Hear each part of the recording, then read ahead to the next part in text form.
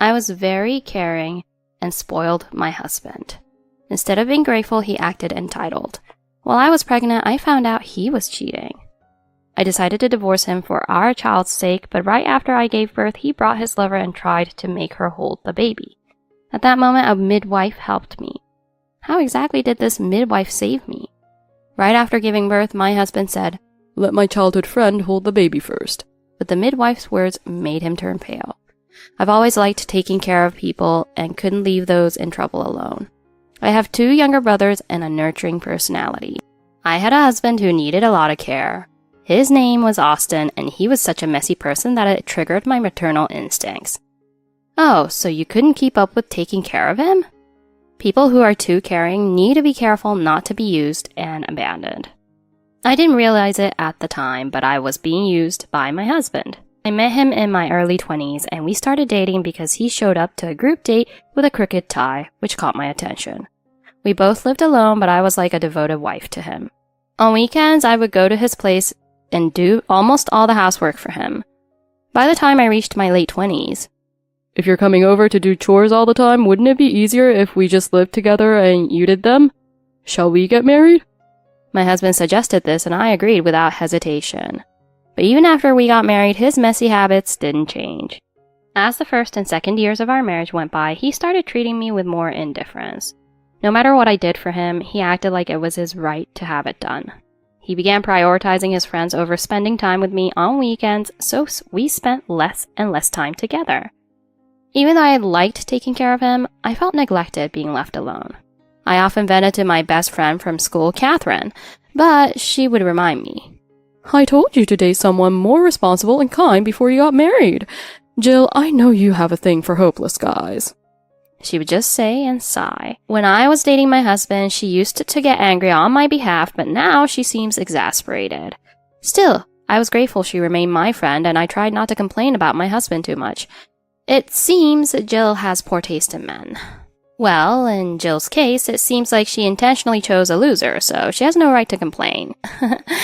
When I got pregnant, my husband was overjoyed, and I thought we could be happy as a family of 3. Well, that ideal didn't come true. Something happened during my pregnancy that changed my feelings for him. When I was suffering from morning sickness, he didn't show any concern for me. "Morning sickness again? Ugh, that must be tough." He didn't help out at all, even when I couldn't do the chores properly. He just left the house messy. At the time, I kept my dissatisfaction to myself. I had heard of husbands who blamed their wives for suffering during pregnancy, so I thought my situation was still better. But when I entered the stable period of my pregnancy, I went out with Catherine and discovered a secret about my husband. That day, my husband was out early because he had plans with his male friends. Catherine and I were at a shopping mall discussing where to go next when Catherine suddenly looked away from me, her eyes widening, and then quickly looked back at me as if nothing had happened. I have a keen sense for noticing things like that, so I followed her gaze and saw my husband walking with an unfamiliar woman. And they were walking hand in hand like lovers. Seeing that made me feel so down, like I had just witnessed something I shouldn't have. "Jill, let's take a break at that cafe over there." Catherine, worried about me, led me to a quiet seat in the back of the cafe. I'm sorry for reacting so weirdly. "Stress isn't good for a pregnant woman." "It's okay," I said, even though tears were streaming down my face. "Why? I've done so much for all." "You need to face reality now, and I'm going to be honest with you. Because you've forgiven him for so much, Austin thinks he can get away with anything. Still, cheating is his fault, not yours." I knew Catherine was saying this with my best interests at heart, unlike my husband. Her support kept me from falling apart. I decided to stop taking care of my husband so as not to mislead him anymore. Thanks to Catherine, I finally woke up. If Catherine were a man, she would be a great match for me. After that, I hired a private investigator and got proof of my husband's affair. The other woman was his childhood friend, Sally. I also discovered a certain secret about Sally, so I felt pretty confident. I stopped doing my husband's chores and only did my own. When I didn't make dinner for him, "Hey, where's my dinner?" he asked. When I ignored him, he started buying meals from the convenience store or eating out. After about a week of this, he ran out of clean white socks and complained to me again. "Hey, why haven't you washed the socks? And if you don't wash the shirts today, there won't be any for tomorrow, you know? I kept silent, but he persisted. You used to do all this for me before. What's suddenly wrong with you? I can't do laundry or cook. When he kept bothering me, I said coldly, I'm not your housekeeper, you know. After that, he stopped talking to me altogether. By the way, he started going to the laundromat for his laundry. It's about time he started doing things himself, right? Is it a relief that he didn't explode? Am I a stay-at-home wife? My husband is lazy and thinks getting angry is too much trouble, so when he does get mad, he must be really upset. By the way, I kept working until I got pregnant. Even before that, I was working and doing all the housework. It's a bit dangerous to continue that after pregnancy, isn't it? But once I stopped doing everything for my husband, I felt so much relief, both emotionally and physically. I woke up wondering why I had been taking care of others while enduring so much hardship. I even thought about going back to my parents' house because I was worried about living with a cheating husband and the stress it might cause. My parents' place is only about a 15-minute drive from our house, and it's convenient for visiting the maternity clinic. But since I wasn't feeling that stressed after all, I decided to continue staying at home. About a month into this, my husband's anger exploded. Why aren't you doing my laundry? You're ignoring me. You're supposed to be my wife. I married you because you do the housework for me. When he yelled like that, I thought it was time and called my mother-in-law on the spot. Oh, Mom, I'm sorry, but could you and Dad come over together? I'm thinking about divorcing Austin. When I said that, my parents-in-law came right away. My mother-in-law and I are close, and she always prioritizes me over her son when something happens. I showed the results of the infidelity investigation once my in-laws had gathered. My husband went pale, sweat beading on his forehead, looking completely stunned. It turns out Sally, his childhood friend, was his affair partner. You both know her, right? When I asked, my in-laws got down on their knees with my husband. Jill, we're deeply sorry for our son's despicable actions. I'm truly deeply sorry. This is unforgivable. Austin, apologize properly. My mother-in-law scolded him, and my husband hastily apologized. Jill, I can't believe you knew. I'm so sorry. Even with his apology, I couldn't bring myself to forgive him. Did he think he could do anything just because I'm kind? While I was struggling with morning sickness and everything else, he was out there cheating like it's no big deal. I'm sorry. Please forgive me. I don't think you can be a father to this child. Let's get divorced. When I said that, my husband lifted his head, but as soon as he saw my face, he looked away. I had never shown anger towards him before, so he probably didn't realize I could intimidate with just my gaze. Growing up, I often scolded my younger brothers when they misbehaved, and they would cry and apologize just by meeting my eyes. From then on, my husband and I sat with my in-laws and had a quiet discussion. According to my in-laws, my husband and Sally have been childhood friends since elementary school, visiting each other's homes frequently. Sally has always been fragile, and my husband used to take care of her a lot, but they drifted apart after starting high school in different places. I had thought the relationship ended when Sally moved out of the state after becoming a working adult. At least that's what my in-laws had told me. Then my husband explained further. Sally came back here 3 years ago. Huh? 3 years ago, but that's before we got married. Well, Sally says she was too weak due to illness and couldn't work. She's been receiving help from her parents and recovering at home. She just went out with me on weekends to have fun. He said that, but there were also photos of Sally entering and leaving hotels. I found it strange. How could she do that if she's ill? But it looks like she's going to hotels. She started going to hotels about 2 years ago, but she said it's okay for her to do that. But she doesn't have the energy for things like childbirth. He said that, but both my parents and I were puzzled. What kind of convenient illness is this? It's severe enough that she can't work, right? Shouldn't she avoid strenuous activities and such? Is it something related to mental health? At that moment, my husband seemed to have exhausted all explanations about Sally. I was already fed up and felt there was no point in listening to his explanations, so I decided to just let the conversation flow. Maybe you should have married Sally instead, Austin. Sally is delicate and can't handle household chores, so I'd have to take care of her forever, right? That's why you're different, Jill. You can do anything. When my husband said that, both my in-laws and I were furious. What do you think marriage is about? Marrying Jill with such thoughts. Who do you think you're talking to? You can't even be a husband or a father. I'm going back to my parents' house." When I yelled in anger, my husband, visibly shaken by my intensity, turned pale and apologized repeatedly. I'm sorry. I don't want to divorce you, Jill. From now on, I'll cherish you, Jill. "It's too late. I'll involve a lawyer, so stay away from me from now on." Immediately after that, I packed my belongings, and the next day my parents came to pick me up. My husband tried to stop me, but he got yelled at by my father and ended up standing there half in tears. What a pathetic guy. I guess this is what you get when you like bad boys. It's not like I specifically like bad boys, you know. I just want to be treated nicely by someone I like, and I want to be valued. I just have a strong desire to take care of others. After that, I went back to my parents' house, and my father started driving me to and from work. His workplace is a bit far, so I ended up waiting at the office entrance for about 20 to 30 minutes on the way back, but it's fine with a chair there. But about 5 days after returning home, my husband started ambushing me after work. He arrives about 30 minutes earlier than me, and since his workplace is closer, he must have hurried over. "How dare you treat me like that the other day? I got lectured for hours by my dad and mom after that, you know?" He stormed into the hallway shouting like that. Well, if you got lectured, maybe you should reflect on your actions. It's your fault for cheating, so what are you even saying? "Anyway, I won't be satisfied until I get an apology from you. Get down and apologize." We were arguing like that, drawing attention from nearby employees. What a mess. When my dad's car arrived, my husband hurriedly fled, so I was finally free. But even after that, my husband kept ambushing me after work, fleeing whenever my dad's car showed up. I had no choice but to wait on another floor in the company, then get a call when my father arrived and get into the car right away. But if it's like this every day, it's tough for me too. "Can't you work remotely?" Yes, Catherine suggested it to me over the phone, and I immediately consulted my boss. Since my job is administrative, I was allowed to work remotely until I go on maternity leave. My husband seemed afraid of my father, so thankfully he didn't come all the way to our house, and I could finally relax and focus on work. He knows I'm pregnant, so he shouldn't come near. Is he trying to harass me?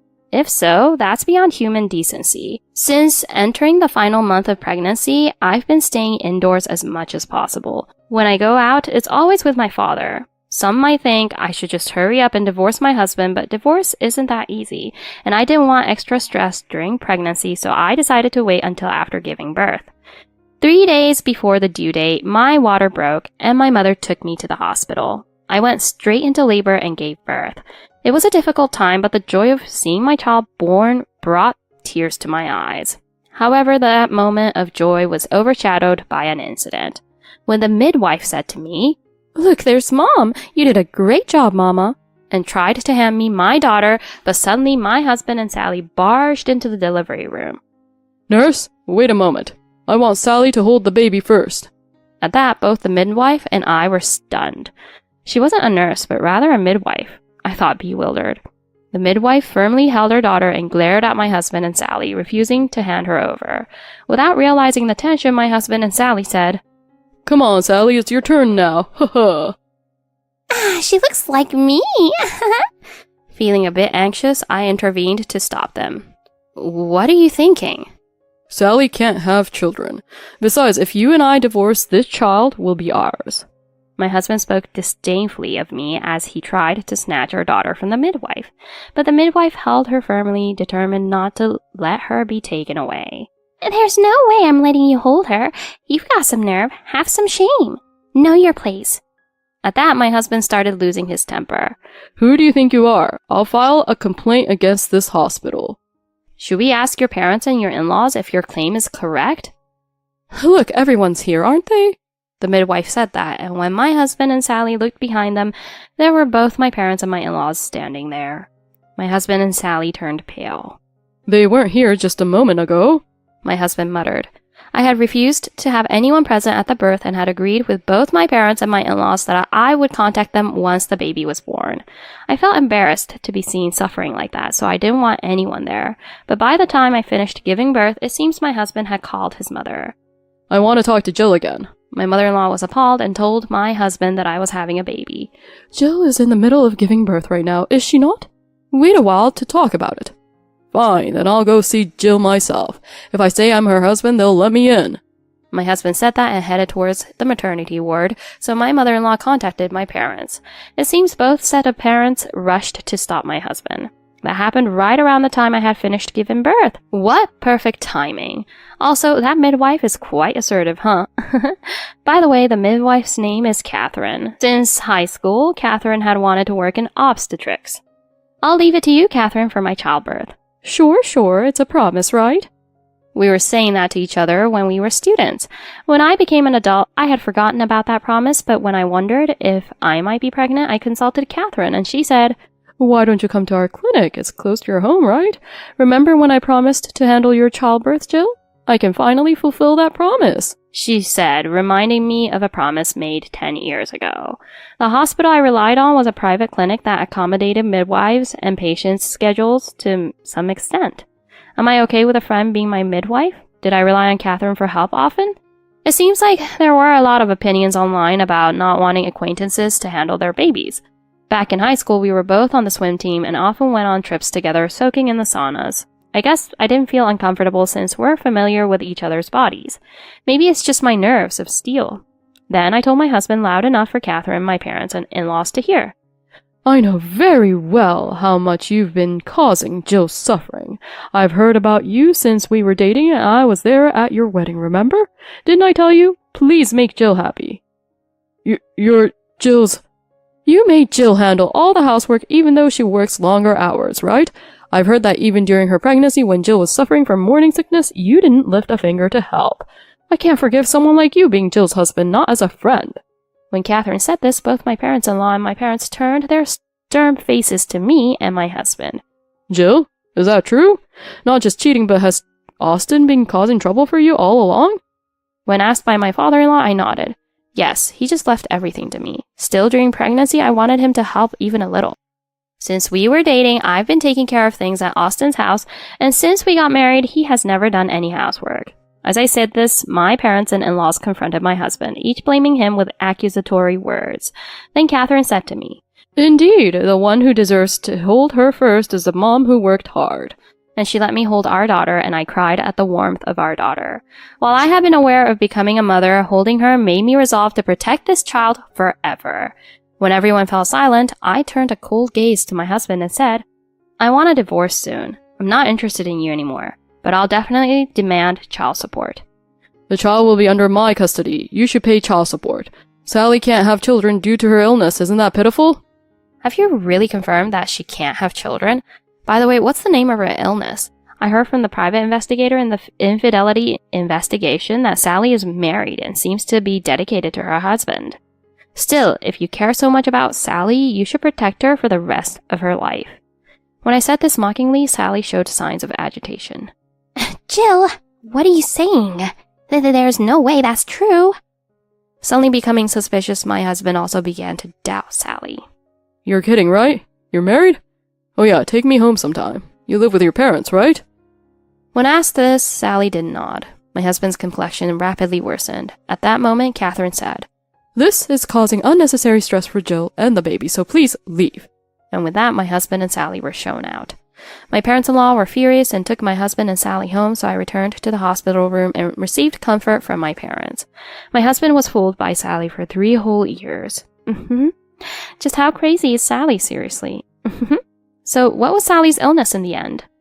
I heard the rest of the story from my in-laws. Apparently, Sally has severe asthma as a child and often missed school because of it. But as an adult, she's been perfectly healthy. 6 years ago, Sally met a good person and got married, but due to Sally's issues, they struggled to conceive and underwent infertility treatments. However, nothing worked out well, and their relationship deteriorated. Still, they continued their facade of a marriage, and 3 years ago, due to Sally's husband's job, they returned to our town, where my husband and Sally crossed paths again. Sally hid the fact that she was married and tearfully claimed she couldn't be with anyone due to her illness. My sympathetic husband couldn't abandon Sally, I heard.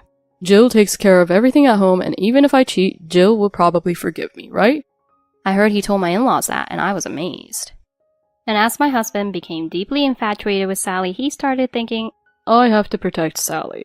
When he heard I was pregnant, he even thought about divorcing me after childbirth and raising the child with Sally. From this incident, I learned that being too lenient with people isn't always a good thing. After that, my husband and I divorced without property division. My husband knelt down and apologized to me during our discussion. That was a moment of confusion. I was deceived by Sally. He tried to avoid divorce with those words, but I remained firm. I don't want to deal with you anymore. Let's just get divorced quickly, I said firmly. My husband, almost in tears, filled out the divorce papers. Afterwards, I claimed compensation from both my husband and Sally. It turned out Sally's husband also found out about her affair. They ended up getting divorced too. My husband and Sally also parted ways. My husband has apparently started a side job apart from his main job, leading to days without rest. Until now, all the household chores have been my responsibility, so it seems like he's struggling with just daily life.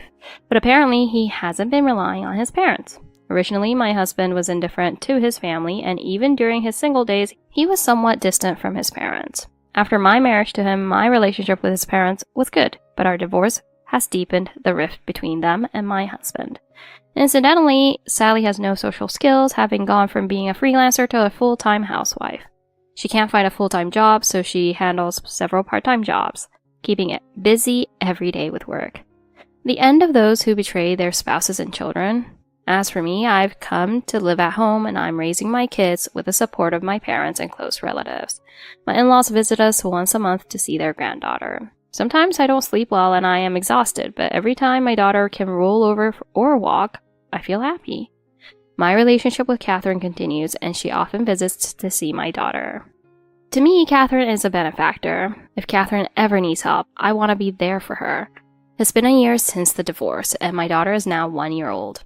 I've returned to work while my stay-at-home mom looks after my daughter. I work remotely while also going into the main office 3 days a week. Now, watching my daughter grow is my greatest joy. As a mother, I want to protect my daughter firmly. Thank you for listening this far. I won't spoil my daughter too much. It's great that there are many supportive people around. Hang in there with parenting. Thus, Jill cut off her husband, who only took advantage of her and did not even do things for himself. Her husband, now without anyone to take care of him, must be leading lonely days. In the world, there are various types of people.